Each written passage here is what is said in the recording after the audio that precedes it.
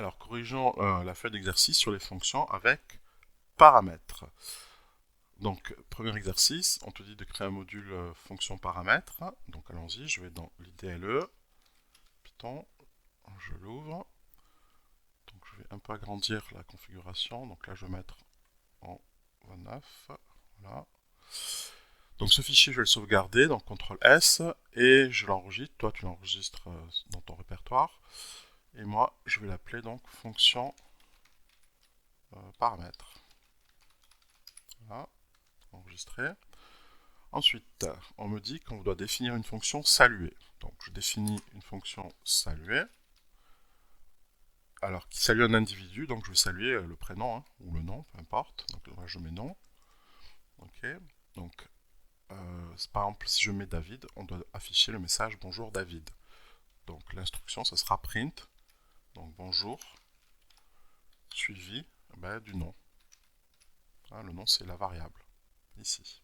Donc, j'enregistre, CTRL S, F5. Alors, je peux tester dans la console, je ne suis pas obligé d'ouvrir un nouveau fichier pour créer l'appel de la fonction. Hein, d'accord, je peux le tester directement dans la console, la fonction. Donc saluer, je fais saluer par exemple David. Et il m'affiche bien bonjour David. Si je fais la même chose mais avec saluer Rose, il me fait bonjour Rose. Donc la fonction marche bien. Ensuite, exercice numéro 2.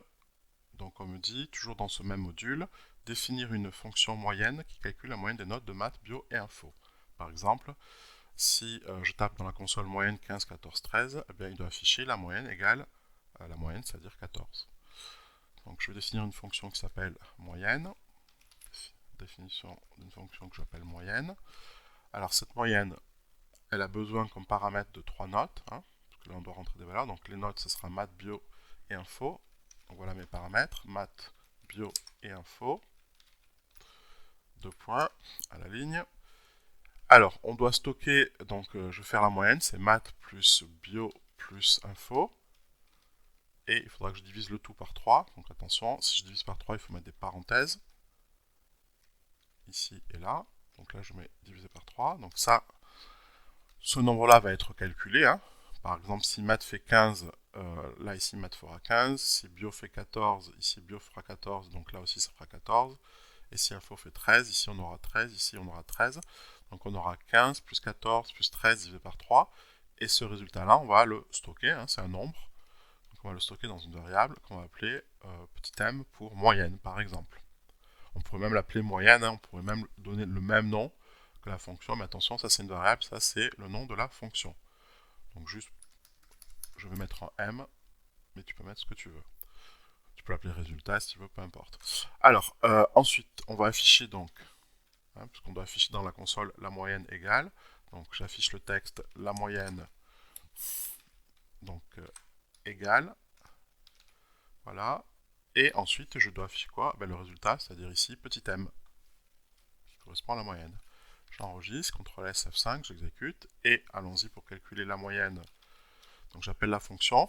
Alors tu vois, il me dit, tu as besoin des paramètres maths, bio, info, tu dois rentrer des valeurs. Donc là je vais rentrer les valeurs 15, 14 et 13 par exemple. Et il me fait la moyenne égale 14. Donc ça marche très bien. Ensuite, on passe à l'exercice numéro 3. Donc l'exercice numéro 3, toujours dans le même module. On va définir une fonction compter qui compte de 0 jusqu'à un certain nombre. Par exemple, si je fais compter 6, ça doit faire 0, 1, 2, 3, 4, 5, 6. Donc allons-y. Donc je vais définir une fonction qui s'appelle compter. Donc elle compte jusqu'à un certain nombre. Donc je l'appelle n, pourquoi pas. Tu peux l'appeler comme tu veux, hein, ton paramètre. Ce sont des variables, hein, n'oublie pas. Donc tu les baptises comme tu veux. Donc là, moi ce que je voudrais faire, c'est afficher 0, 1, 2, 3, 4, 5, 6. Donc ici, si j'ai n, ça va faire 0, 1, 2, 3, 4, 5 jusqu'à n. Donc comment je vais faire ça? Bien, tu vois bien qu'il y a un compteur là, ici, hein, c'est tout simplement un compteur qui s'incrémente à chaque fois. Donc je vais créer une boucle, hein, for i, ce sera mon compteur, qui va varier dans quoi?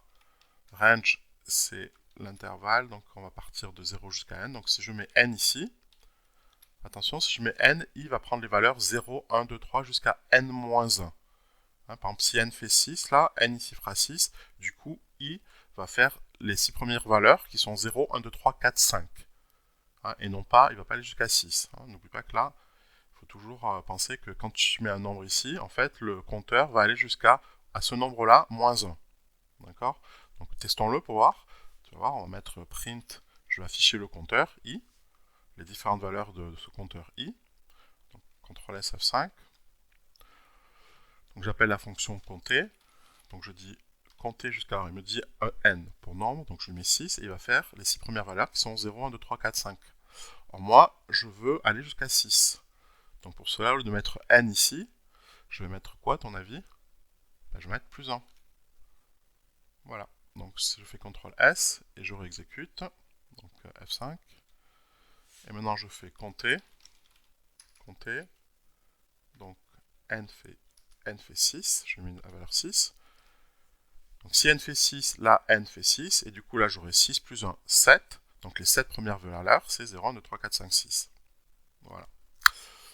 Voilà pour l'exercice 3. Ensuite, exercice numéro 4. Donc exercice numéro 4, c'est un peu pareil, sauf que là on veut, toujours dans le module, définir une fonction table de multiplication, hein, qui affiche dans la console la table de multiplication du nombre n.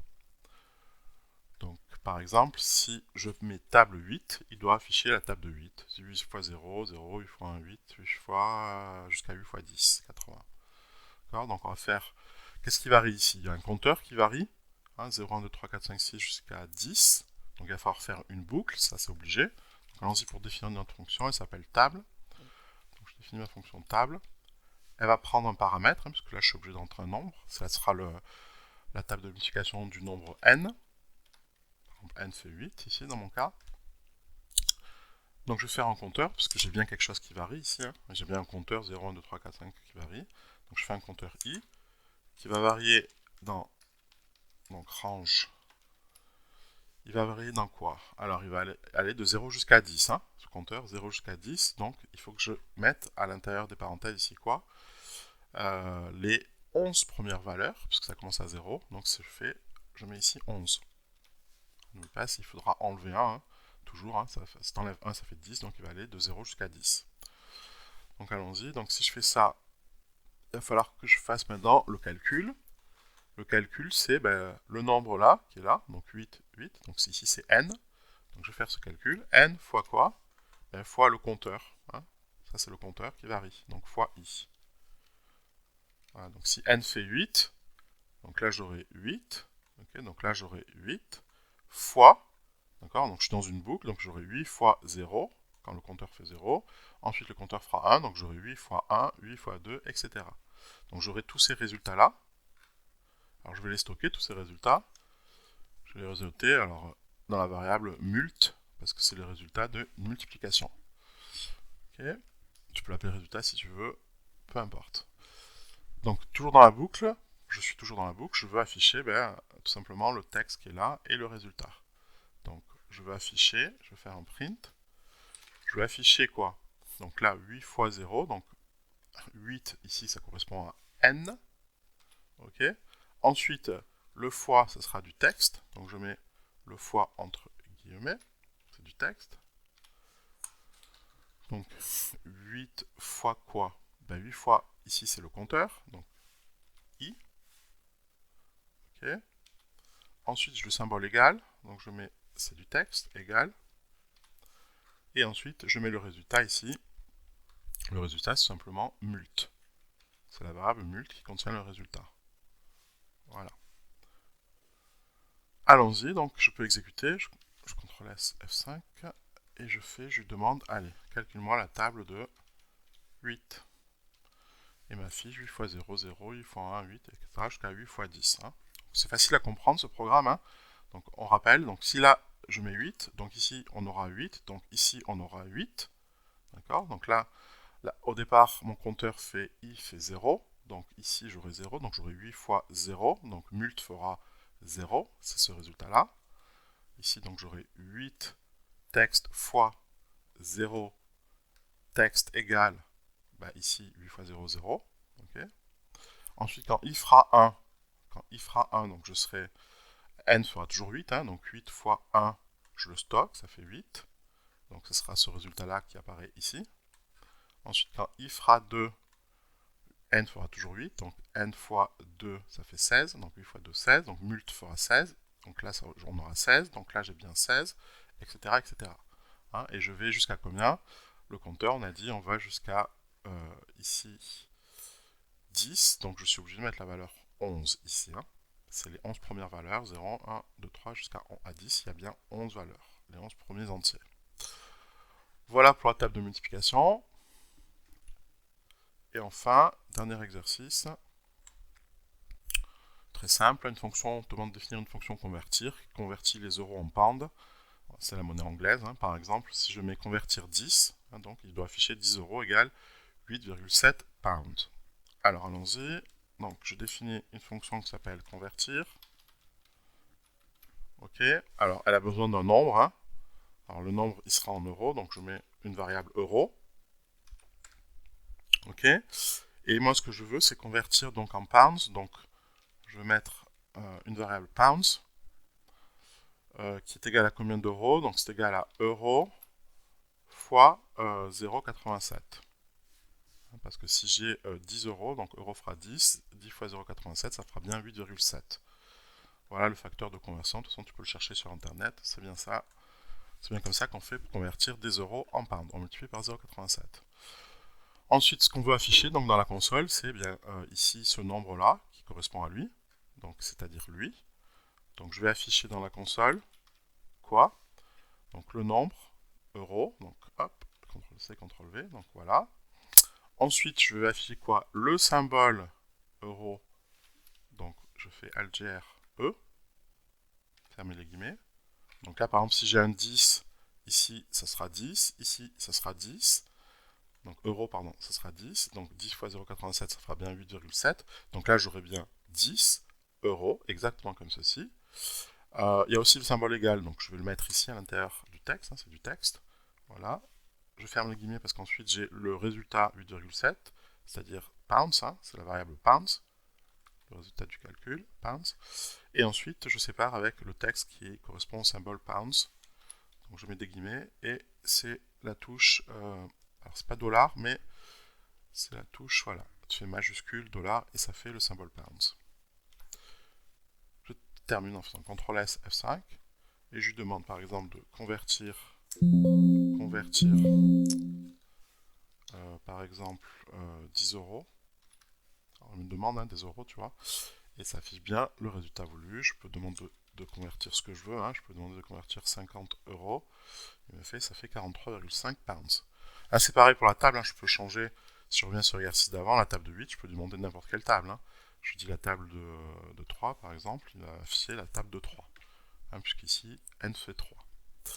Donc, si on récapitule, on a défini plein de fonctions ici. Alors, on a appelé les fonctions ici dans la console, c'est bien pratique pour les tester. Alors, le problème de la console, c'est qu'une fois que tu as fermé la console, ben, l'appel des fonctions, ça y est, ça a disparu. Hein, le fichier n'est pas sauvegardé. Donc, si tu veux créer un vrai programme qui fait appel à ces fonctions, il faut faire CTRL-N pour ouvrir un nouveau fichier, dans lequel on va faire un vrai programme.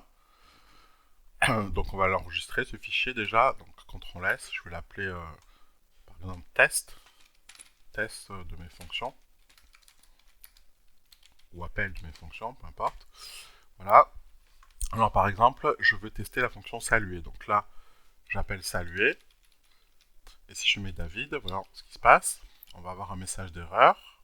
Donc j'enregistre F5. Pourquoi j'ai un message d'erreur? Il me dit le nom saluer n'est pas défini. Alors pourquoi il n'est pas défini? Tout simplement parce que là, saluer, il faut que je dise où aller chercher cette fonction. Cette fonction, elle a été définie où? Dans ce fichier fonction paramètres. Donc en tout début de programme, si je veux importer les fonctions qui sont là-dedans, il faut que je les importe en faisant from. Donc je mets le nom du fichier, c'est-à-dire du module paramètres.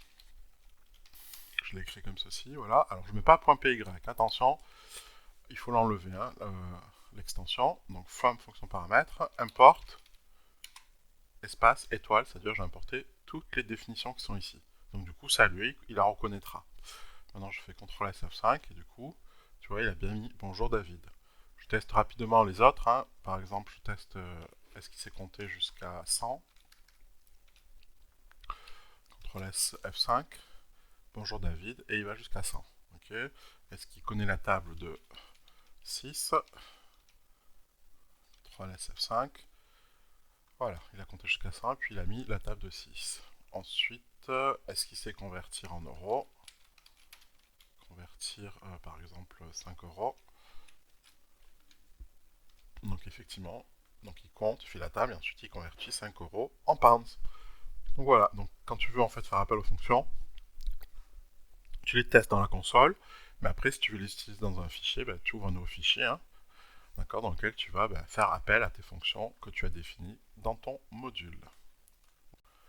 Alors, pour déposer dans Pronote les exercices, donc là j'ai le module et là j'ai l'appel des fonctions dans ce fichier-là, je prends les deux fichiers comme ceci, et je fais bouton droit et je fais compresser dans un fichier zip, ou envoyer dans un fichier zip, ou compresser, d'accord, ici, et il m'a créé un nouveau dossier, d'accord, c'est un dossier avec un zip, c'est-à-dire ici il est compressé, d'accord, donc si tu double-cliques, tu vois, tu as les fichiers qui sont bien à l'intérieur, et c'est ce fichier que tu vas déposer dans Pronote, d'accord.